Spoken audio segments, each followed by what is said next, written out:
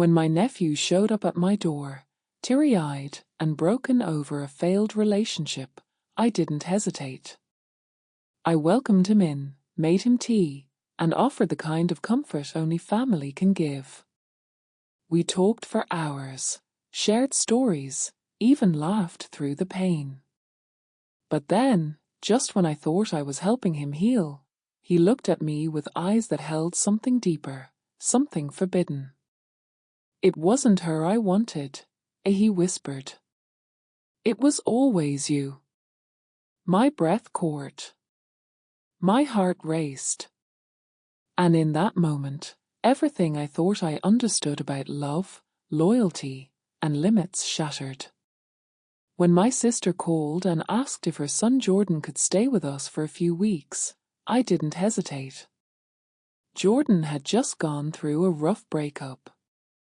His girlfriend of 3 years had left him for someone else, and he was apparently not handling it well.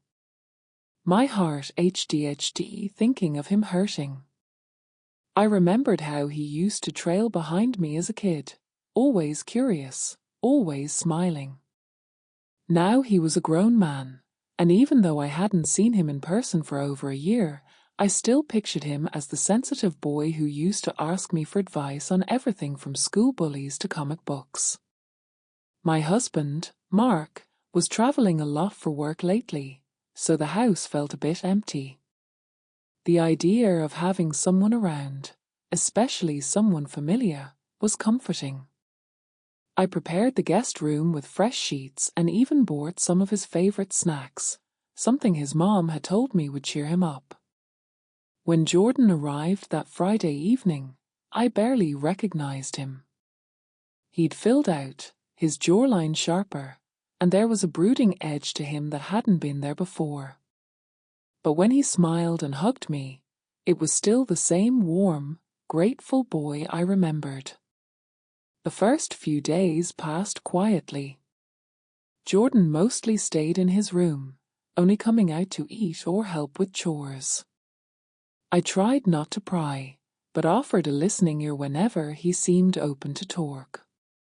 One night over dinner, he finally opened up. "It just blindsided me," he said, staring into his pastor.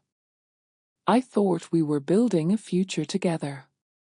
She said she needed space, and the next week she was with someone else." I reached across the table and placed my hand over his. "You didn't deserve that, Jordan. Sometimes people show us who they are when we least expect it." He looked up, eyes glossy. "Thanks, Aunt Marie. You've always been the only one who really listens." That moment lingered in the air a bit too long before I stood to clear the plates. Over the next few days, Jordan began spending more time in the kitchen with me while I cooked, offering to chop vegetables or dry dishes. We'd talk about music, memories, or just silly things. I caught myself enjoying his company more than I should. His presence filled the emotional silence left by Mark's constant absence, and it felt nice, too nice. One night, a storm knocked the power out. We lit a few candles and sat in the living room with blankets draped over us, sipping tea and laughing about old family vacations. At one point, I got up to get more tea, and he followed me to the kitchen. As I reached up to grab the tea tin, I felt his presence behind me, closer than it should have been. I turned around, startled by how near he was. He didn't move away. "Aunt Marie, you don't know how much this means to me," he said, voice soft. My breath caught. "Your family, Jordan." "Of course, I'd be here." He nodded, but his gaze lingered. Too long, too intense. I quickly poured the tea and stepped away, pretending not to notice, but I did notice. And the way my stomach flipped told me that my body had noticed, too. The next morning, I told myself it was nothing, just an emotionally vulnerable moment taken out of context. But things began to shift. He complimented me more on my cooking, my hair, even the dress I wore while watering the garden. Innocent on the surface, but there was a subtle tension building beneath. Mark called less frequently during this time, and when he did, the conversations felt dry and rehearsed. I didn't tell him about Jordan staying with us. Not because I was hiding it, but because I wasn't sure how to explain the weight of something I wasn't even sure was real. One evening, I walked into the living room to find Jordan asleep on the couch.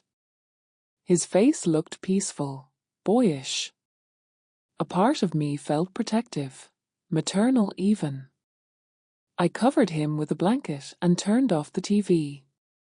As I turned to leave, he stirred. "Aunt Marie," he mumbled sleepily. "Yes, thank you for being here." "I'll always be here, Jordan." "Sleep well."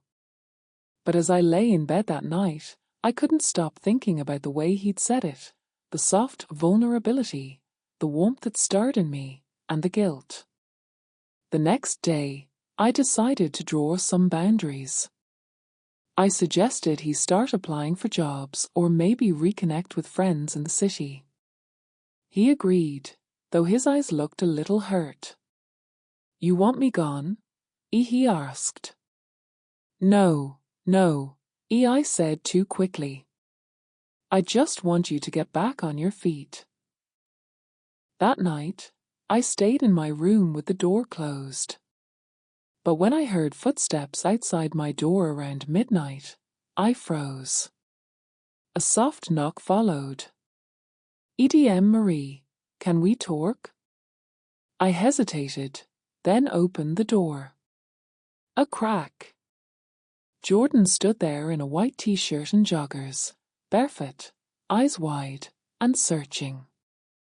I don't know what I'd do without you," he whispered. I told him he should get some sleep, and he nodded. But as he turned away, he added, "You mean more to me than you know." I closed the door and leaned against it, heart racing. This wasn't just about a breakup anymore. Something else was rising beneath the surface. Something I didn't know how to stop. The first real shift happened on a Saturday evening. A storm had rolled in, soaking the streets in sheets of cold rain, and the steady hum of thunder outside only added to the strange quiet inside the house. Ryan and I had been watching a movie together, some light rom-com he picked, probably thinking it would help lighten his mood. I sat with my legs curled under me on the far end of the couch, but at some point we had both moved closer. Not intentionally, just gradually through shared laughs and subtle glances until the space between us felt loaded. As the credits rolled, I felt it. His eyes lingered on me longer than they should have, not with admiration or innocent affection, but something else, something adult. I brushed it off, pretending not to notice, and stood up quickly to clear the dishes from our earlier dinner. But the way he looked at me, it stayed. The next morning, I found him in the kitchen making coffee, shirtless, towels slung over his shoulder. I'd seen him like that before, countless times during summer visits or family pool days. But now, with that look from the night before still fresh in my mind, everything about him seemed different. He caught me watching and smiled as if he knew exactly what he was doing. There was a new confidence in his body language, something that hadn't been there before. I forced a casual tone as I asked if he wanted breakfast, trying not to let my voice crack. Over the next few days, the tension grew. Small moments became heavy. When he stood too close behind me as I cooked, his breath brushing the back of my neck. When our hands touched, reaching for the same on the porch under the dim light, sipping wine, the air thick with humidity and something unspoken. He opened up about feeling lost, about how everyone expected him to be okay so quickly. I listened, touched by his vulnerability until he looked up at me with eyes that weren't searching for sympathy, but connection. Real, intimate connection. "I don't know what I would have done without you," he said. "You've been here more than anyone else has ever been." I smiled, brushing his hair gently from his face. "That's what family does, sweetheart." But his eyes darkened a little, his jaw tightening. "It's more than that, and you know it." I froze. It was the first time he had said anything so direct, and it felt like the ground beneath us had cracked open just slightly. I didn't answer. I couldn't. Later that night, I went to bed restless, pulling the blanket over my chest. Even though the room was warm, I kept telling myself I had to say something, establish a boundary, but part of me didn't want to. Part of me was terrified to admit I had felt it, too. The longing, the attention, the heat of being seen again. Then came the moment that broke through it all. A few nights later, I had a terrible dream. I must have cried out in my sleep because I woke up to find him standing by my bed, worry etched across his face. "You were calling my name," he said softly. I blinked at him in the dark. "I didn't mean to wake you." He sat on the edge of my bed. I couldn't sleep anyway.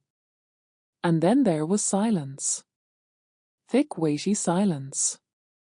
I should have told him to leave.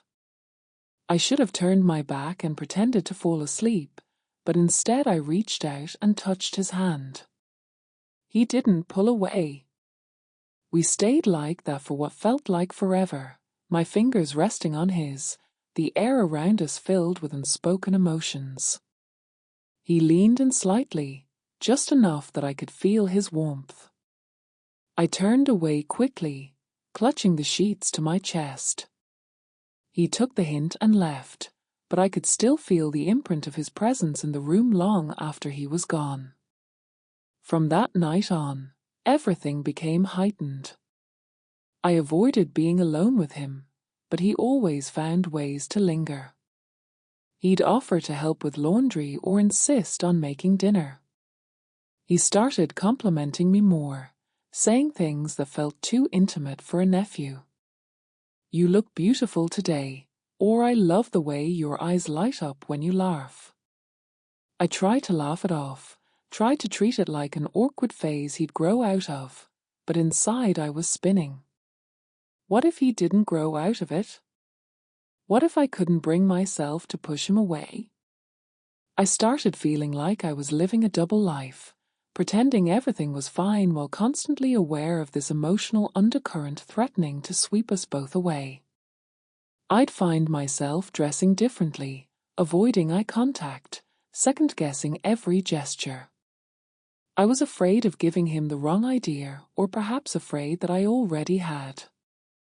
Then one afternoon, I caught him staring at me from the kitchen doorway, his gaze steady, his posture rigid. I told him I needed to talk. That whatever he was feeling had to stop. But before I could say another word, he interrupted me. "I know you feel it, too," he said. "You just won't admit it." My breath hitched. "I'm not a kid anymore," he added. "I know what I want." I shook my head, eyes wide. "Ryan, stop." But he didn't move. Didn't flinch. "You've been there for me when no one else was. You've seen the worst of me, and you still cared. I love you, and not in the way I'm supposed to." My heart pounded in my chest. The room spun.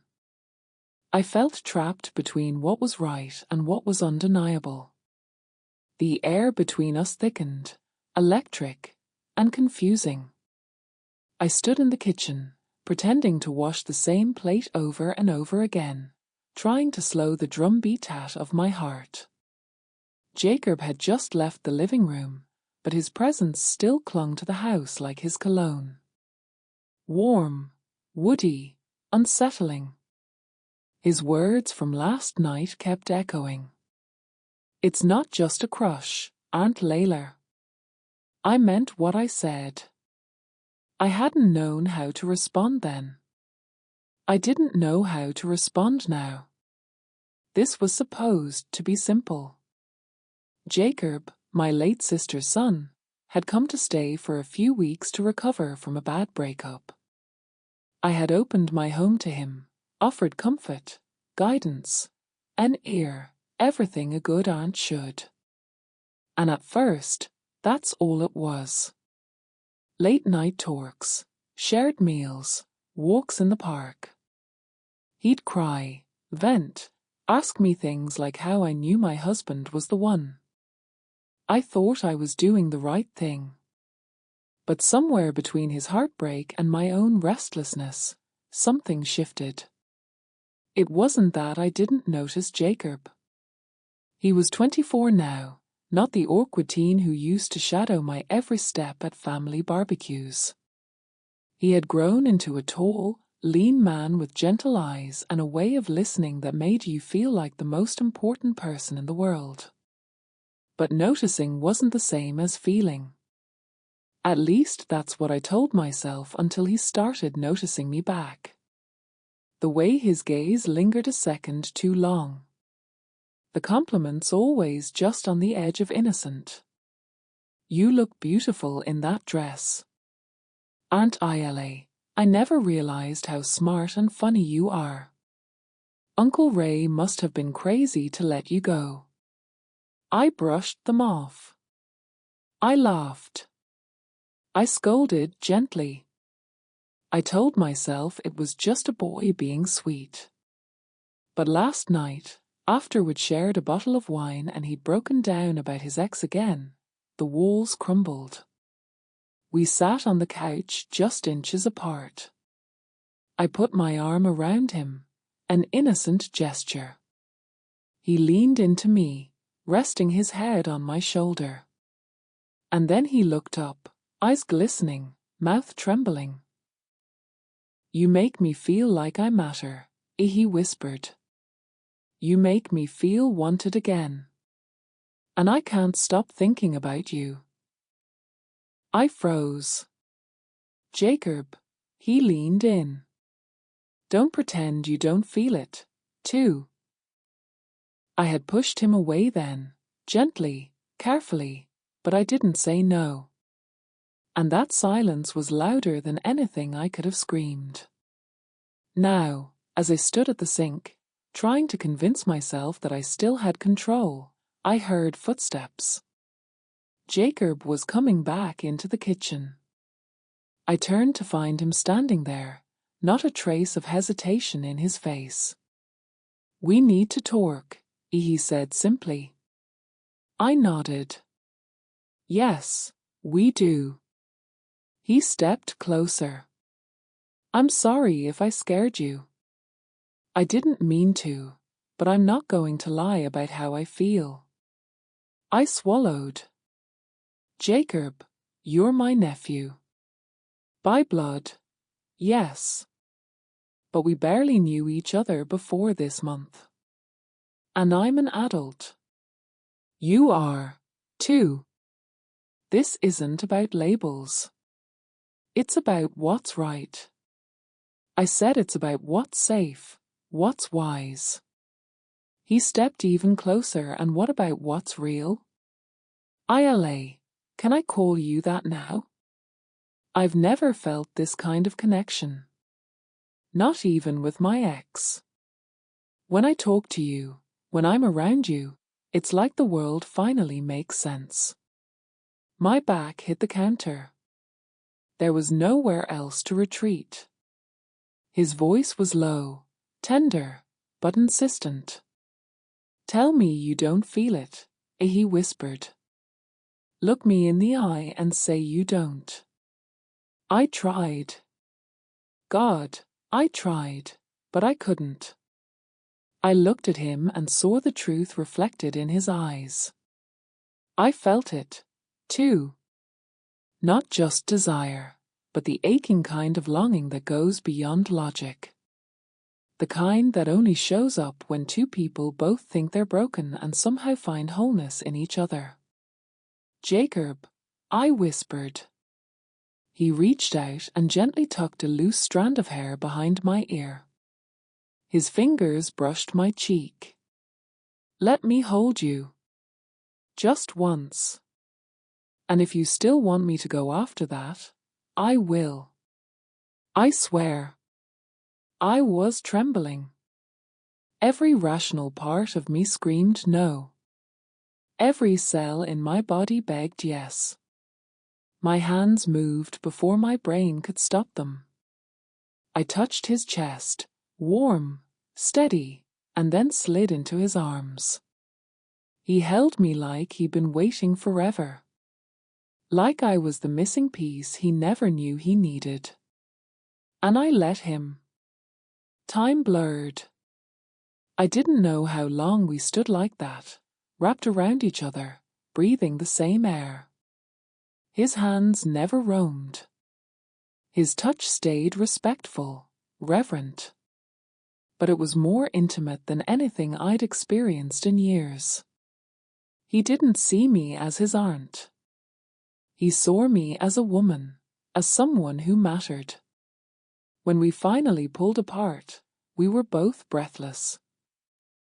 "Are we really doing this?" I asked, voice hoarse. He nodded. "Only if you want to." I did. I didn't want to admit it, but I did.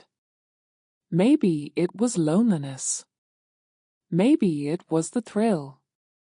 Maybe it was years of being unseen, untouched, undesired. Whatever it was, it pulled me toward him with a force I couldn't resist. We spent the rest of the night in quiet closeness. We talked more about his childhood, about my failed marriage, about what scared us. He told me I made him feel safe. I told him I hadn't felt this alive in years. We didn't cross the line that night, not physically, but emotionally, we leaped across it. The next morning, we avoided each other. The air was awkward, but not cold. It was heavy with unspoken possibilities and questions. Where do we go from here? What will people say? What does this make us? I didn't have answers. Neither did he. But the one thing we both knew was that something irreversible had happened. A dam had broken. And pretending it hadn't would only drown us in denial. I wasn't just his aunt anymore. I was the woman he wanted. And the scariest part, I wanted him, too. The days that followed were quieter, but far from peaceful. Jacob and I moved through the house like uncertain ghosts, polite, reserved, and overly careful. But beneath our cautious glances and casual small talk, something had undeniably changed. The line we'd flirted with wasn't invisible anymore. It was burning beneath our feet. One night I found him sitting in the backyard staring up at the stars. I joined him without a word, and for a moment we just Saturday. Quiet still. "I don't regret what I said," he murmured. "I know," I replied. "But I understand if you can't, if you don't want this." I turned to him. I didn't expect to feel what I felt. I still don't fully understand it. But I'm not going to lie to you either, Jacob. You made me feel seen alive. He looked at me with a soft, hopeful smile. So, what do we do now? I sighed, heart heavy with fear and curiosity. We take space. Time. Let this settle. If it's real, it won't disappear. And if it was just loneliness playing tricks, we'll know. It wasn't a promise. It wasn't a goodbye. It was a beginning, fragile and undefined. But it was honest.